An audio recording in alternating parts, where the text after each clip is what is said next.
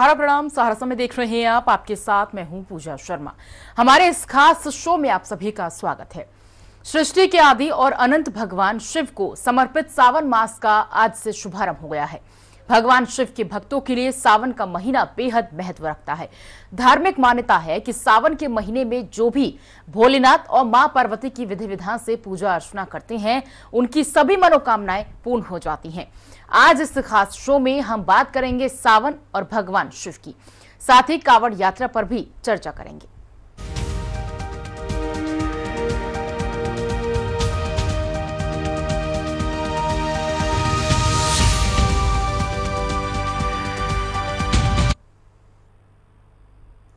तो भगवान शिव का प्रिय महीना श्रावण आज से शुरू हो गया है और इस महीने की शुरुआत शुभ मानी गई। विषकुंभ और प्रीति योग से शुरू हो रही है। ज्योतिष के अनुसार इन दोनों ही योग में शिव जी की पूजा करने से दोगुना फल मिलता है। ऐसे में आज शुभ मुहूर्त में विधि विधान से की गई पूजा हर मनोकामना पूरी करेगी। विशेष संयोग से सावन मास की शुरुआत के अलावा सावन के सभी सोमवार पर भी ऐसे ही विशेष संयोग बन रहे हैं। इस कारण इस साल का सावन महीना बहुत ही खास हो गया है। सावन का पहला दिन होने की वजह से सुबह से ही श्रद्धालु शिव जी की पूजा अर्चना करने में लगे हुए हैं। शिवालयों में भक्तों की लंबी लंबी कतारें लगी हुई हैं।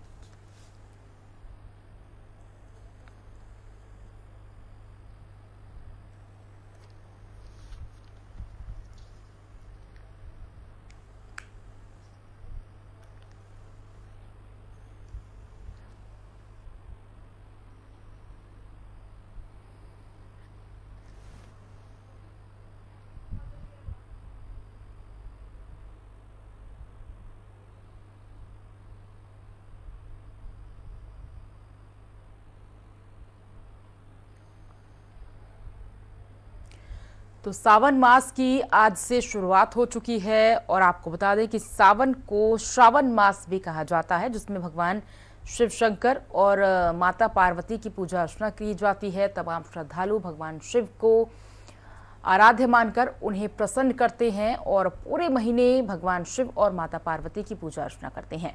सावन महीने के पहले दिन शिव जी की कैसे पूजा करें, साथ ही पूजा का मुहूर्त कब है और कैसे शिव जी को प्रसन्न करें, विस्तार से बताने के लिए हमारे साथ वाराणसी से जुड़ रहे हैं पंडित मंगल दत्त द्विवेदी। पंडित जी, बहुत बहुत स्वागत है आपका इस स्पेशल प्रोग्राम में। नमस्कार। बहुत बहुत आपको भी धन्यवाद। सावन मास की शुभकामनाएं। जी शुक्रिया।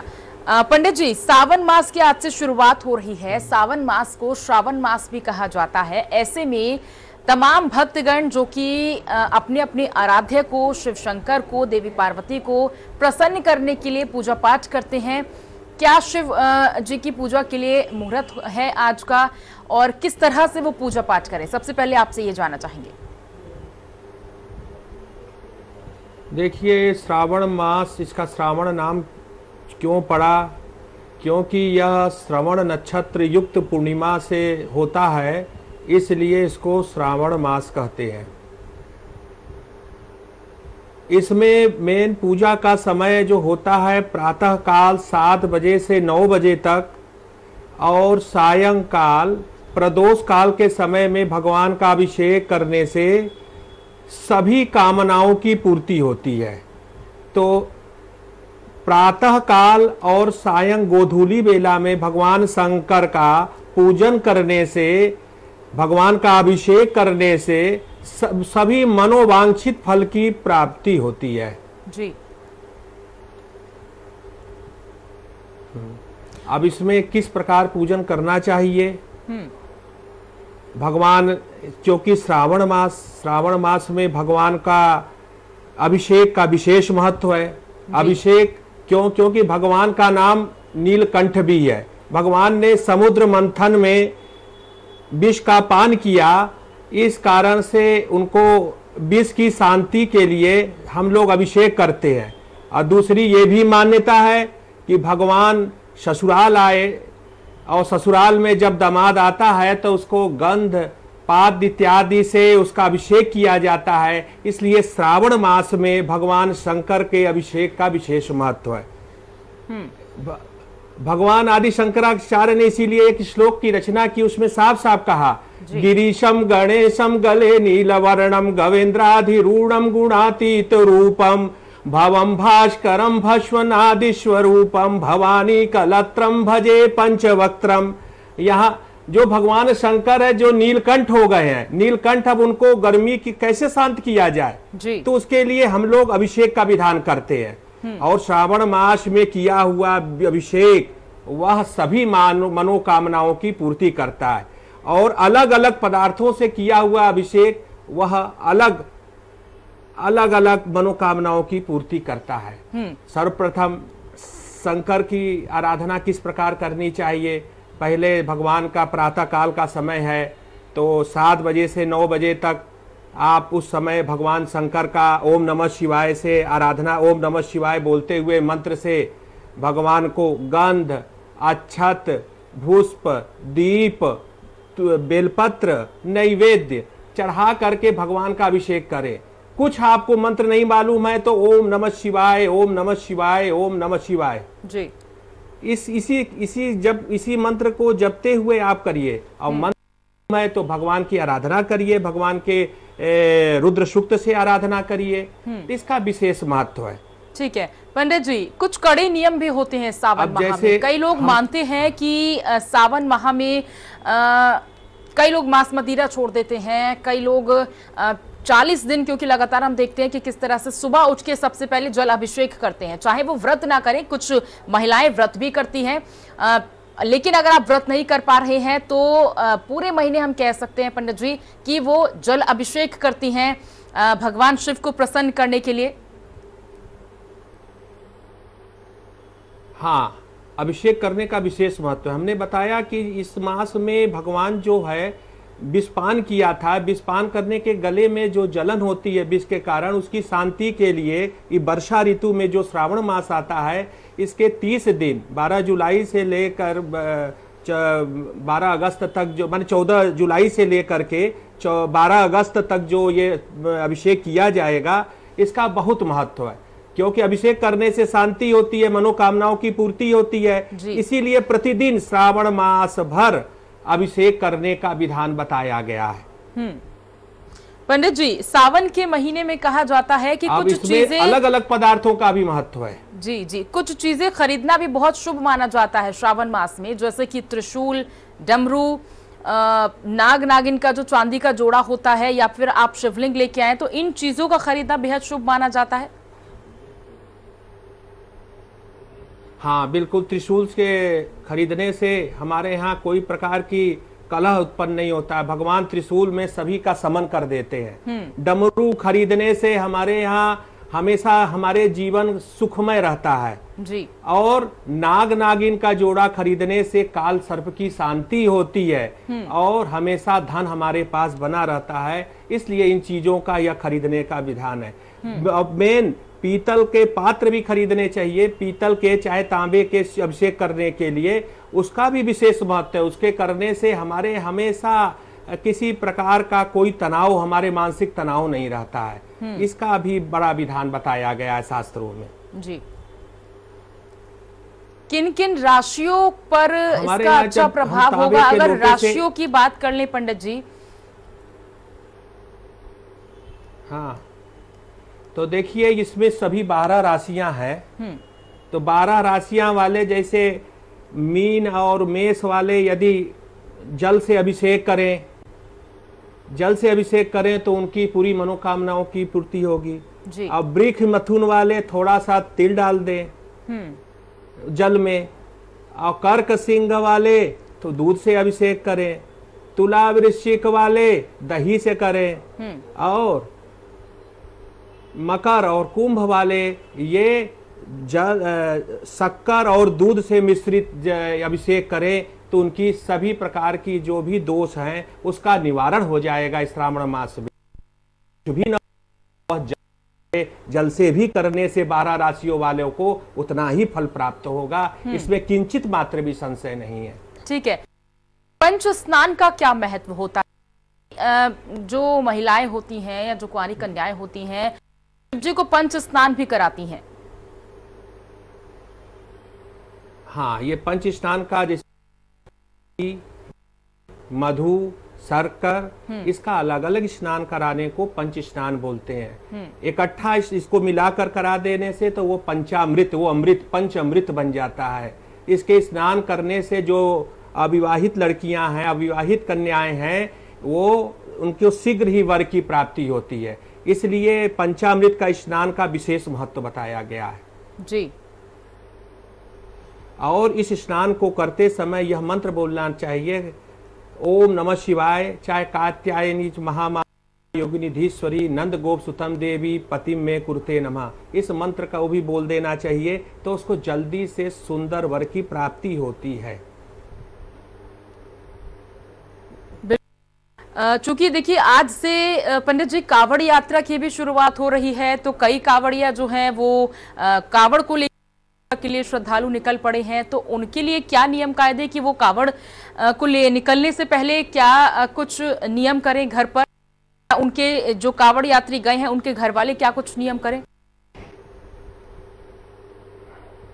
जो कावड़ यात्री जिनके घर से निकले हैं कावड़, उनके घर तो पहले 30 दिन जो ये 14 जुलाई से 12 अगस्त तक किसी प्रकार का मतलब मद्यपान और ये मांसाहारी वस्तुओं का सेवन नहीं करना चाहिए। और घर के निकलते समय संकल्प करना चाहिए कि हम रास्ते में किसी प्रकार का क्रोध नहीं करेंगे, किसी प्रकार के जीव को सताएंगे नहीं। हम अपना एक निष्ठ भाव से भगवान का भजन करते हुए, भगवान का नाम रमण करते हुए, हमारा जो उद्देश्य है, जिस शिवलिंग पे हमको जल चढ़ाना है वहाँ तक हम नियम पालन, काम, क्रोध, मद, लोभ इसका त्याग करते हुए वहाँ पर हम अपना वस्त्र, जो वैराग्य का प्रतीक है गेरुआ वस्त्र है, उसको धारण करके हम भगवान शिवलिंग का अभिषेक करेंगे और यही हमारी तपस्या रहेगी। अच्छा पंडित जी, जो लोग व्रत नहीं कर पाते हैं, क्योंकि कई महिलाएं होती हैं पूरे सावन के इस मास में व्रत भी करती हैं भगवान शिव को प्रसन्न करने के लिए, लेकिन जो लोग व्रत नहीं कर पाते हैं उनके लिए किस तरह से वो लोग पूजा करें, कैसे वो अपने आराध्य को खुश करें? देखिए, जो व्रत नहीं कर पाते हैं, श्रद्धा प्रमुख होती है जी।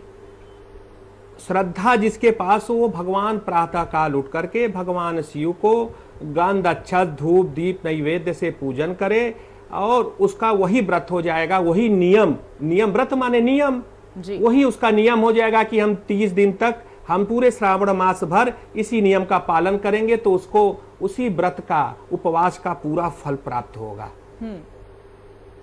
चूंकि देखिए इस बार सावन के 4 सोमवार पड़ रहे हैं, चूंकि हर बार 4 या फिर 5 सोमवार पड़ते हैं हर साल, लेकिन इस बार सावन के 4 सोमवार पड़ रहे हैं, तो सावन के सोमवार में किस तरह से पूजा अर्चना की जाए, अगर उससे लेकर भी आप बता पाएं पंडित जी।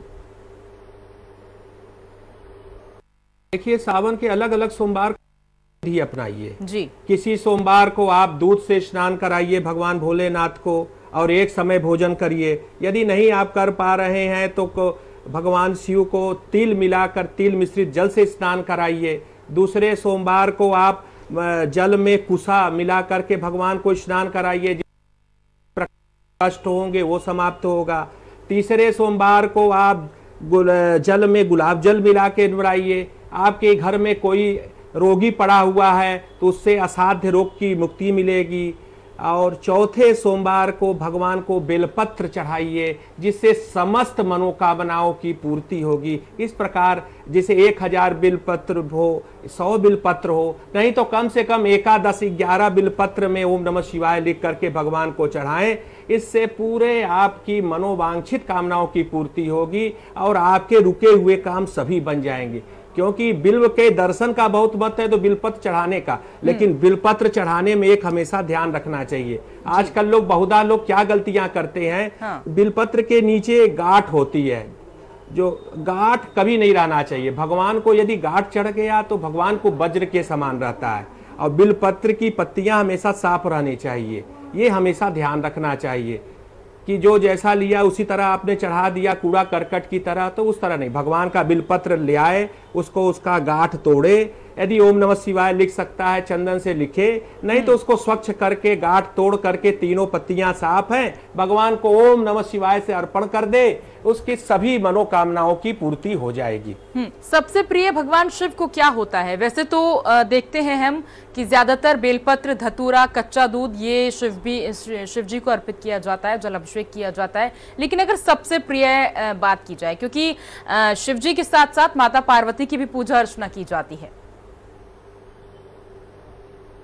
हाँ, तो देखिए भगवान को सबसे प्रिय है बेलपत्र जी, दोनों को प्रिय है, शिव को भी प्रिय है और शिवा को भी प्रिय है। शिवा को भी बेलपत्र चढ़ता है और शिव को भी चढ़ता है, इसलिए भगवान को बेलपत्र, एक बेलपत्र से चढ़ा देने से खोडस जो 16 प्रकार की पूजा का विधान है उसके पूरा फल मिल जाता है। तो भगवान को इसीलिए कहा जाता है बिलपत्र समस्त पातकों का नाशक। यदि बिलपत्र के दर्शन हो जाते हैं, बेल के पेड़ के दर्शन हो जाते हैं सावन मास में, तो समस्त पापों का नाश हो जाता है। यदि भगवान पे चढ़ाया जाए तो कितना हमको अभिवृद्धि करेगा, जिसकी गणना नहीं की जा सकती हम लोगों द्वारा। जी, जो लोग मंदिर नहीं जा पाते हैं, क्योंकि ज्यादातर होता है पंडित जी की दफ्तर लोगों को जाना होता है सुबह सुबह, तो ऐसे में घर में भी वो पूजा अर्चना कर सकते हैं?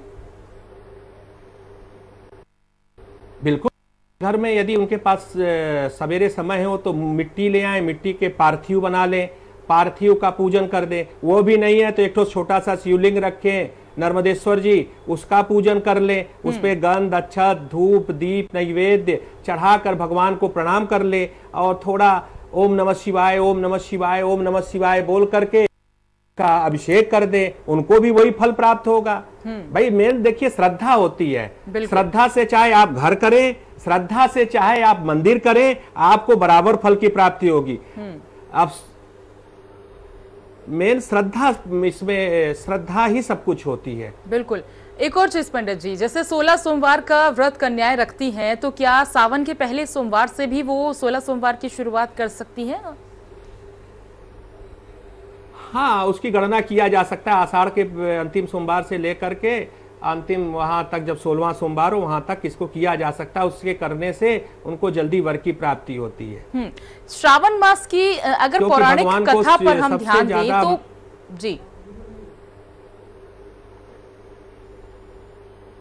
श्रावण मास तो क्या है वो शिव जी और पार्वती जी की कथा, अगर हम संक्षेप में आपसे सुन पाए? देखिए, श्रावण मास में यदि पौराणिक कथाओं पे ध्यान देंगे तो भगवान का जो है पदार्पण हुआ है ससुराल में। ससुराल में पदार्पण होने से किसी भी दामाद का और गंध, अक्षत, धूप, दीप, नैवेद्य से उसकी पूजन की जाती है। और पाद्योपाद्यम समर्पयामि हस्त्यो अर्घ्यम समर्पयामि से दामाद का क्या किया जाता है, पूजन किया जाता है।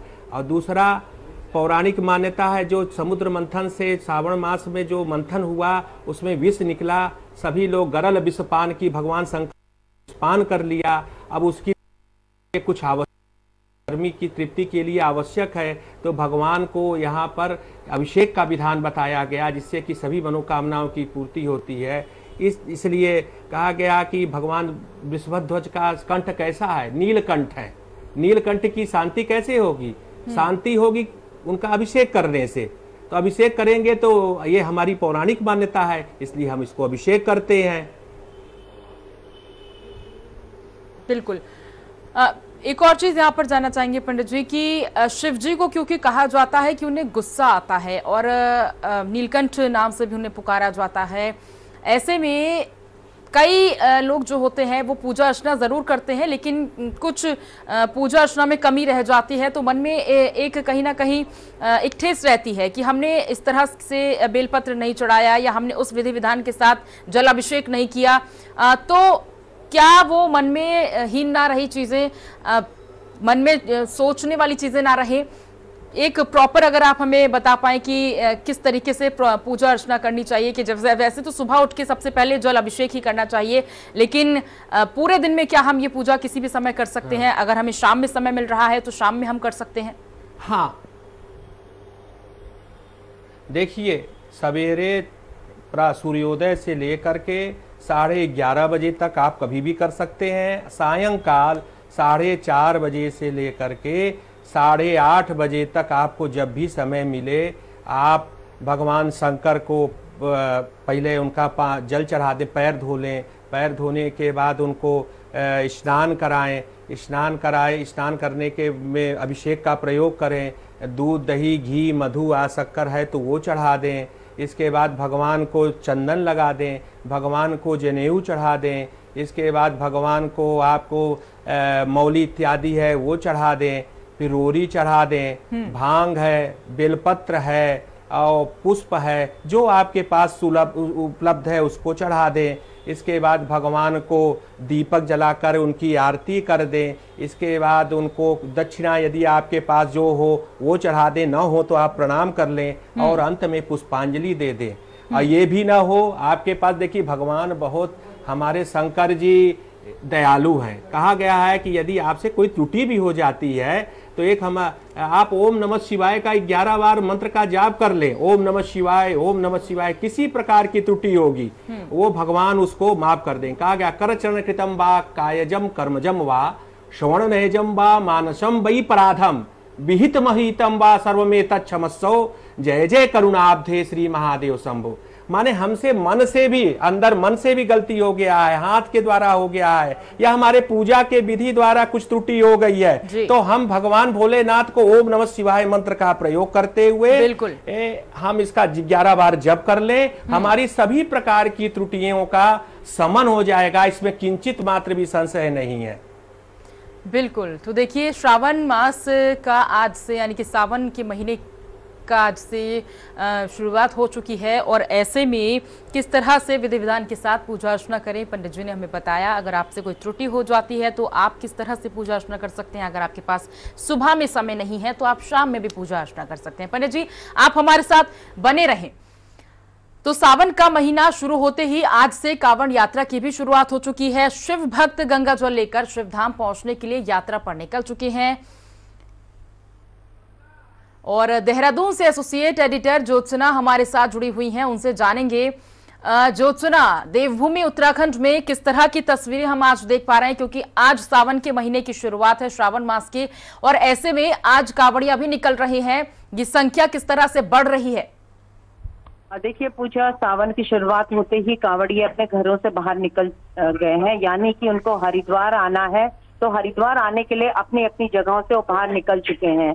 हरिद्वार और ऋषिकेश की बात करें तो कह सकते हैं कि शिव भक्तों के से सराबोर ये दोनों नगरियां हो गई हैं, क्योंकि जहां दूर दराज के कांवड़िए और शिव भक्त हरिद्वार में आते हैं, हर की पैड़ी से गंगा जल लेते हैं, वैसे ही बहुत बड़ी संख्या में शिव भक्त ऋषिकेश आते हैं, ऋषिकेश में गंगा जल लेते हैं और फिर नीलकंठ महादेव जाते हैं। तो दोनों अगर शहरों की बात करें तो दोनों शहरों की छटा बिल्कुल अलग है। हरि की नगरी हरिद्वार को कहा जाता है, तो बिल्कुल इस समय वो हरि की ही नगरी नजर आ रही है कि शिव भक्तों से कह सकते हैं कि सरोवर है पूरी नगरी। हर हर भोले बाबा के और हर हर शिव के नारे चारों तरफ लग रहे हैं। हालांकि अभी आज यात्रा की शुरुआत भर है, इसलिए जो रैला है वो लाखों का आज नजर नहीं आ रहा है, लेकिन धीरे धीरे संख्या बढ़ती जा रही है। और सबसे बड़ी बात है कि मौसम भी फिलहाल साथ दे रहा है, जो सुरक्षा व्यवस्था है वो भी चाक चौबंद है, और जिस तरीके से रूट प्लान किए गए हैं कि शिव भक्तों को कम से कम परेशानी हो और उन लोगों को अपनी यात्रा सुखद भी महसूस हो और सफल भी उनकी यात्रा हो, इन सब चीजों को लेकर राज्य सरकार लगातार कवायद कर रही थी। और 2 साल बाद ऐसा नजारा देखने को मिलेगा, तो उसके लिए राज्य सरकार ने सभी पड़ोसी राज्यों के साथ मिलकर पूरा प्लान तैयार किया है। इसके अलावा शिव भक्तों के स्वागत के लिए इस बार राज्य सरकार ने खास प्लानिंग की है कि शिव भक्तों पर हेलीकॉप्टर से पुष्प वर्षा की जाएगी। इसके अलावा शिव भक्तों को पर्यावरण संरक्षण से भी जोड़ा जाएगा, और साथ ही कह सकते हैं कि ये जो यात्रा है, कांवड़ यात्रा, भले ही हरिद्वार को सेंटर माना जाता है पूजा, लेकिन उत्तराखंड तो कह सकते हैं कि शिव का वास स्थल है। यहाँ के तो कण कण में शंकर है, आदि कैलाश यहाँ पर है, पार्वती का घर मायका हरिद्वार में है, तो हर तरीके का रिश्ता यहाँ पर है और इसीलिए सावन के महीने को बेहद खास माना जाता है। और जैसा मैं आपको पहले बता रही थी कि चंद्र मास के अकॉर्डिंग आज से सावन का महीना शुरू हो गया है, लेकिन जो सौर्य मास होता है उसके अनुसार 16 तारीख से सावन का महीना शुरू होगा, संक्रांति के साथ सावन का महीना शुरू होगा और जो उसके बाद यानी 18 तारीख को सोमवार आएगा वो दोनों मासों के अकॉर्डिंग पहला सावन का सोमवार आएगा और उस दिन हरिद्वार ऋषिकेश से लेकर के पूरे उत्तराखंड में जहां जहां शिवालय है नजारा ही कुछ और देखने को मिलेगा। पूजा बिल्कुल, तो देखिए आज सावन की शुरुआत के साथ साथ कह सकते हैं कि किस तरह से खूबसूरत तस्वीरें तमाम जिलों में देखी जा रही हैं, क्योंकि कांवड़िया भी आज अपनी अपनी कांवड़ को लेकर निकल चुके हैं। ऐसे में तमाम श्रद्धालु काफी उत्साहित हैं। 2 साल बाद कांवड़ यात्रा की शुरुआत हुई है। प्रशासन की तरफ से भी अगर हम कहें तो व्यवस्थाएं चुस्ती फुर्ती के साथ यहाँ पर दिख रही हैं। कैमराज लगाए गए हैं, CCTV कैमरा लगाए गए हैं और पूरी निगरानी यहां पर प्रशासन की ओर से रखी गई है। फिलहाल ज्योत्सना आपका बहुत बहुत शुक्रिया करेंगे इस पूरी जानकारी के लिए। पंडित जी मंगल दत्त द्विवेदी जी भी हमारे साथ जुड़े थे। पंडित जी आपका भी बहुत बहुत शुक्रिया करेंगे ये मुहूर्त हमें बताने के लिए, विधि विधान से पूजा अर्चना हमें बताने के लिए शुक्रिया करेंगे आपका। और इसी के साथ फिलहाल इस खास कार्यक्रम में बस इतना ही। मुझे दीजिए इजाजत। सहारा प्रणाम।